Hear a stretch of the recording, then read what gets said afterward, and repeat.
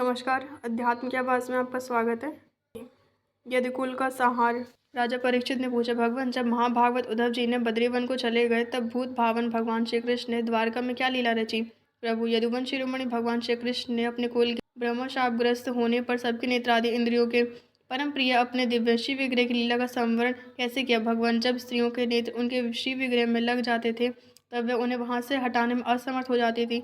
जब संत पुरुष उनकी रूप माधुरी का वर्णन सुनते हैं तब वह श्री विग्रह कानों के रास्ते प्रवेश करके उनके चित्त में गड़ सा जाता है, वहां से हटना नहीं जानता। उसकी शोभा कवियों की काव्य रचना में अनुराग का रंग भर देती है और उनका सम्मान बढ़ा देती है। इसके संबंध में तो कहना ही क्या है। महाभारत युद्ध के समय जब वे हमारे दादा अर्जुन के रथ पर बैठे हुए थे, उस समय जिन योद्धाओं ने उसे देखते देखते शरीर त्याग किया, उन्हें सारूप्य मुक्ति मिल गई। उन्होंने अपना ऐसा अद्भुत श्री विग्रह किस प्रकार अंतर्धान किया? श्री सुखदेव जी कहते हैं, परीक्षित, जब भगवान श्री कृष्ण ने देखा कि आकाश, पृथ्वी और अंतरिक्ष में बड़े बड़े उत्पात अपशगुन हो रहे हैं, तब उन्होंने सुधर्मा सभा में उपस्थित सभी यदुवंशियों से बात कही। श्रेष्ठ यदुवंशियों, यह देखो, द्वारका में बड़े बड़े भयंकर उत्पात होने लगे हैं। साक्षात यमराज की ध्वजा के समान हमारे महान अनिष्ट के सूचक है। अब हमें यहाँ घड़ी तो घड़ी भी ठहरना चाहिए। स्त्रियां, बच्चे और बूढ़े यहाँ से शंखो द्वार क्षेत्र में चले जाएं और हम लोग प्रभास क्षेत्र में चले। आप सब जानते हैं कि वहाँ सरस्वती पश्चिम की और बह कर समुद्र में जा मिली है।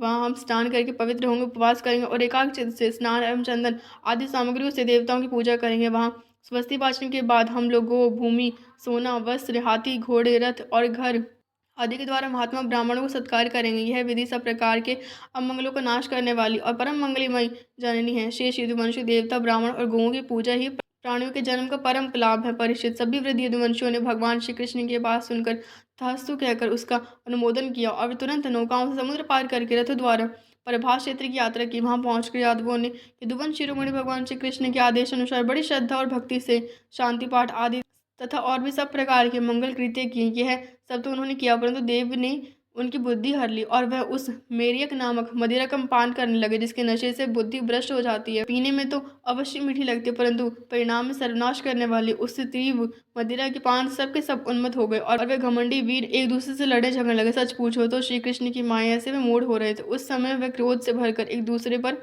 आक्रमण करने लगे और धनुष, बाण, तलवार, भाले, गदा, तोमर और सृष्टि आदि अस्त्र शस्त्रों से वहां समुद्र तट पर ही एक दूसरे से भिड़ गए। मतवाले यदुवंशी रथों, हाथियों, घोड़ों, गधों, ऊँटों, कचरों, बैलों, भैंसों और मनुष्य पर भी सवार होकर एक दूसरे को बाणों से घायल करने लगे, मानो जंगली हाथी एक दूसरे पर दांतों से चोट कर रहे हो। सबकी सवारियों पर ध्वजाएं फहरा रही थी। पैदल सैनिक भी आपस में उलझ रहे थे। प्रद्युम्न साम से अक्रूर, भोज से अनिरुद्ध, सात्विक से सुभद्र, संग्रामजीत से भगवान श्री कृष्ण के भाई गद, उसी नाम के उनके पुत्र से और सुमिरत सूरत से युद्ध करने लगे। ये सभी बड़े भयंकर योद्धा थे और क्रोध में भरकर एक दूसरे का नाश करने पर तुल गए थे। इनके अतिरिक्त निषट, उत्मुख, सहस्त्रजीत, शताजीत और भानु आदि यादव भी एक दूसरे से गूथे गए।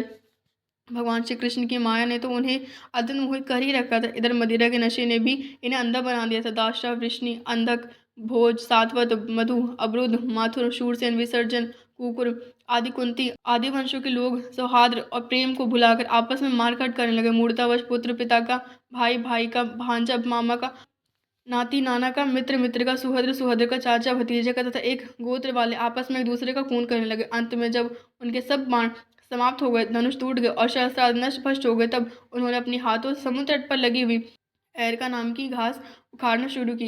ये वही घास थी जो ऋषियों के शाप के कारण उत्पन्न हुए लोह में मूसल के चूड़े से पैदा हुई थी।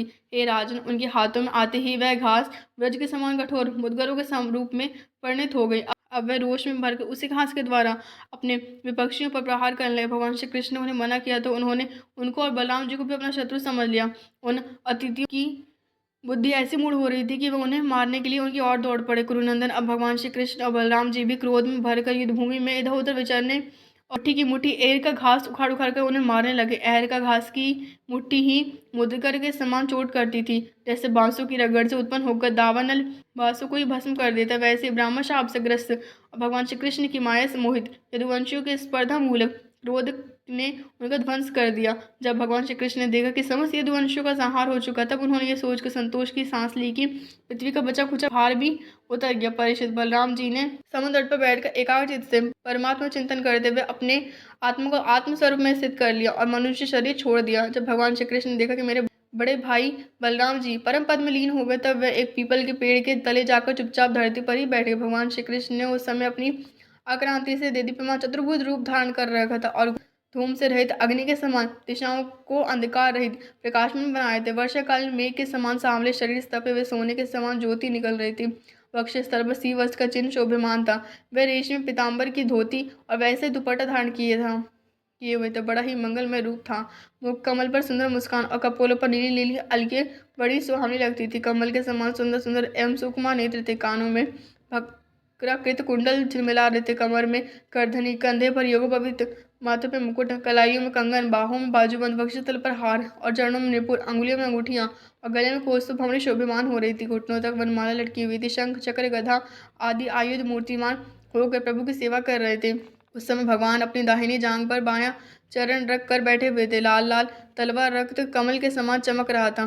परीक्षित जरा नामक एक बहेलिया था। उसने मूसल के बचे हुए टुकड़े से अपने बाण की गांसी बना ली और दूर से भगवान का लाल तलवार हरिण के मुख के समान जान पड़ा। उसने उसे सचमुच हरिण समझकर अपने उसी बाण से बींध दिया। जब वह पास आया तब उसने देखा कि अरे, ये तो चतुर्भुज रूप पुरुष है। अब तो वह अपराध कर चुका था, इसलिए डर कर मारे कांपने लगा और दैत्य दल भगवान श्री कृष्ण के चरणों पर सिर रखकर धरती पर गिर पड़ा। उसने कहा, हे मधुसूदन, मैंने अनजान में ये पाप किया है। सचमुच मैं बहुत बड़ा पापी हूँ, परंतु आप परम यशस्वी और निर्विकार हैं। आप कृपा करके मेरा अपराध क्षमा कीजिए। सर्वव्यापक सर्वशक्तिमान प्रभु, महात्मा लोग कहा करते हैं कि आपके स्मरण मात्र से ही मनुष्यों का अज्ञान अंधकार नष्ट हो जाता है। बड़े खेद की बात है कि मैंने स्वयं आपका ही अनिष्ट कर दिया। वैकुंठनाथ, मैं निरपराध हरिणों को मारने वाला महापापी हूँ। आप मुझे अभी भी मार डाले, क्योंकि मर जाने पर मैं फिर कभी आप जैसे महापुरुषों का ऐसा अपराध ना करूँगा। भगवान संपूर्ण विद्याओं के पारदर्शी ब्रह्मा जी और उनके पुत्र रुद्र आदि भी आपकी योग माया का विलास नहीं समझ पाती, क्योंकि उनकी दृष्टि भी आपकी माया से आवृत है। ऐसी अवस्था में हमारे जैसे पापियों ने लोग उसके विषय में कह ही क्या सकते हैं। भगवान श्री कृष्ण ने कहा, हे जरे, तू डर मत, उठ उठ, यह तो तूने मेरे मन का काम किया है। जा, मेरी आज्ञा से तू उस स्वर्ग में निवास कर जिसकी प्राप्ति बड़े बड़े पुण्यवानों को होती है। श्री सुखदेव जी कहते हैं, परीक्षित, भगवान श्री कृष्ण तो अपनी इच्छा से शरीर धारण करते हैं। जब उन्होंने जरा व्याध को यह आदेश दिया था, उसने उनकी 3 बार परिक्रमा की, नमस्कार किया और विमान पर सवार होकर स्वर्ग को चला गया। भगवान श्री कृष्ण का सारथी दारुक उनके स्थान का पता लगाता हुआ उनके द्वारा धारण की हुई तुलसी की गंध से युक्त वायु सूंघकर और उसे उनके होने के स्थान का अनुमान लगाकर सामने की ओर गया। दारुक ने वहां जाकर देखा कि भगवान श्री कृष्ण पीपल के वृक्ष के नीचे आसन लगाए बैठे हैं। असह तेज वाले आयुध मूर्तिमान होकर उनकी सेवा में संलग्न है। उन्हें देखकर दारुक के हृदय में प्रेम की बाढ़ आ गई। नेत्रों से आंसू की धारा बहने लगी। विरत से कूद कर भगवान के चरणों पर गिर पड़ा। उसने भगवान से प्रार्थना की, प्रभु, रात्रि के समय चंद्रमा के अस्त हो जाने पर राह चलने वाली जैसी दशा हो जाती है, आपके चरण कमलों को दर्शन न कर पाकर मेरी भी वैसी ही दशा हो गई है। मेरी दृष्टि नष्ट हो गई है। चारों ओर अंधेरा छा गया है। अब ना तो मुझे दिशाओं का ज्ञान है और न मेरे हृदय में शांति है। परीक्षित, अभी दारुक इस प्रकार कह ही रहते कि उसके सामने ही भगवान का गरुड़ ध्वज, रथ, पताका और घोड़ों के साथ आकाश में उड़ गया। उसके पीछे पीछे भगवान के दिव्य आयुध भी चले गए। ये सब देखकर दारुक के आश्चर्य की सीमा न रहता। भगवान ने उनसे कहा, दारुक, अब तुम द्वारका चले जाओ और वहाँ यदुवंशियों के पारस्परिक संहार, भैया बलराम जी की परम गति और मेरे स्वागमन की बात कहो। उनसे कहना कि अब तुम लोगों को अपने परिवार वालों के साथ द्वारका में नहीं रहना चाहिए। मेरे ना रहने पर समुद्र उस नगरी को डुबो देगा। सब लोग अपनी अपनी धन संपत्ति और कुटुंब, मेरे माता पिता को लेकर अर्जुन के संरक्षण में इंद्रप्रस्थ चले जाओ। दारुक, तुम मेरे द्वारा उपदिष्ट भागवत धर्म का आश्रय लो और ज्ञान निष्ठ होकर सबकी उपेक्षा कर दो तथा इस दृश्य को मेरी माया की रचना समझकर शांत हो जाओ। भगवान का यह आदेश पाकर दारुक ने उनकी परिक्रमा की और उनके चरण कमल अपने सिर पर रखकर बारंबार प्रणाम किया। जय श्री कृष्ण।